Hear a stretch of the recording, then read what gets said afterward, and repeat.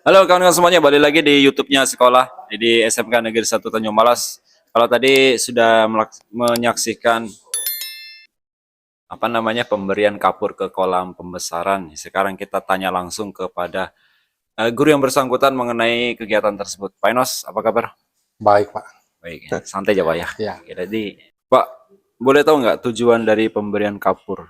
eh, pertama kalau dalam perikanan, eh, tujuan pemberian kapur itu pada kolam, pertama untuk menetralkan pH dulu.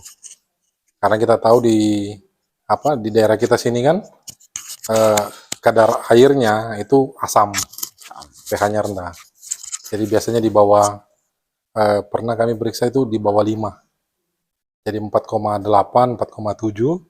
Nah, itu yang harus kita netralkan ke pH 7 Dengan pemberian kapur. dengan pemberian kapur. Berapa banyak kapur ditabur? Tergantung daripada ininya, kadar asamnya. Kalau ini tadi yang kami berikan itu ya secukupnya saja. Ya kita lihat, yang penting dia menyebar secara rata. Ada takaran khususnya atau formula? Sebenarnya ada formula khususnya.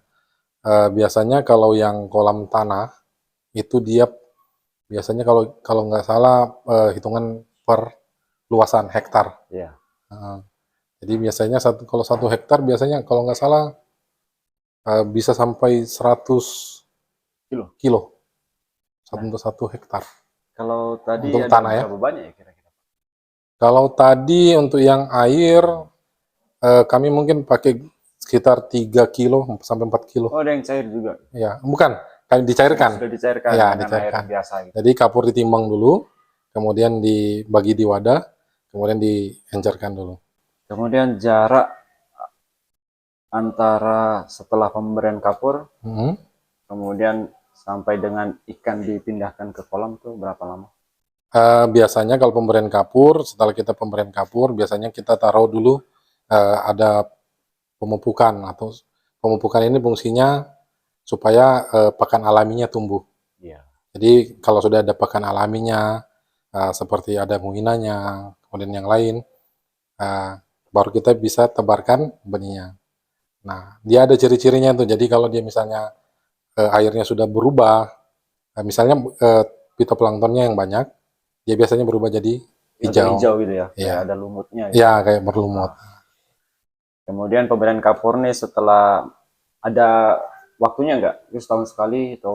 Enggak, jadi pemberian kapur ini, jadi untuk pertama kita berikan pemberian kapur dulu, airnya sudah netral, kemudian kita masukkan ikan. Setelah kita masukkan ikan, nah kita harus cek lagi kualitas airnya. Jadi selama pemeliharaan itu harus selalu dicek kualitas airnya. Karena kalau misalnya pakan-pakan yang tersisa itu kan bisa menurunkan pH. Ya. Nah, jadi terjadi pembusukan, akhirnya pH-nya turun. Nah, disitulah kita bisa memberikan kapur lagi. Jadi setiap misalnya pemeriksaan kita kualitas airnya sudah turun pH-nya, nah di situ kita memberikan kapur. Terus apa yang terjadi kalau misalnya pH-nya turun tanpa kita sadari atau kelebihan pemberian kapur tadi? Kalau misalnya pH-nya turun tanpa kita sadari, misalnya kita tidak ngecek ya, Iya. nah ternyata pH-nya turun, itu biasanya mengakibatkan ikan stres dan bisa mengakibatkan kematian. Mati. Nah ini biasanya kalau dari pH-nya itu bisa mengakibatkan kematian massal. Kalau kelebihan malah? Bukan, kalau pH-nya turun. Turun, Heeh. mati banyak ya? Iya, bisa mati banyak. Indikatornya ikannya mengapung. Iya pasti. Bisa Nah kita pernah ini kan, kita pernah kejadian ya. yang di Kolam Bundar. Ya. Mungkin kita biovlog, kita memang kita tidak cek, nah ternyata airnya Timbul. Oh, Tapi biasanya ada beberapa faktor juga, banyak faktor. Ya. Kadar amoniaknya naik, kemudian pH-nya turun. Pasti ketika pH-nya turun, amoniaknya pasti naik. Ya. Ketika amoniaknya naik, pH-nya pasti turun. Kalau airnya keruh gitu Pak, pengaruh nggak ke ikan?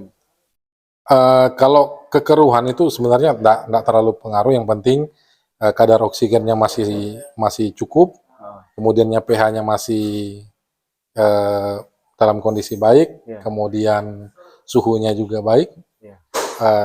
tidak terlalu berpengaruh. Khawatirnya kalau terlalu keruh kan ikannya kelilipan atau bagaimana. Kayak manusia ya. Ngomong-ngomong kalau di kolam pembesaran itu ada aeratornya nggak? Kalau kolam pembesaran kita tidak pakai aerator, tapi biasanya kalau kita lihat juga kan kadang-kadang kalau kita periksa kadar oksigennya, kalau kadar oksigennya sudah turun juga, Iya. kita biasanya pakai air pancur tuh, pakai pompa, kemudian pakai pipa, dipancurkan ke kolam. Jadi air bersih tuh. Dari air kolam juga. Air kolam juga. Iya. Jadi muter aja airnya. Ya, muter aja. Ya mungkin ikannya berharap dapat air baru tapi ternyata airnya itu aja. Oke, itu dia penjelasan dari Pak Eros, salah satu guru produktif di jurusan APAT SMK Negeri 1 Tanjung Malas mengenai pemberian kapur tadi. Kita jumpa lagi di video selanjutnya, Pak. Siap. Jangan lupa subscribe.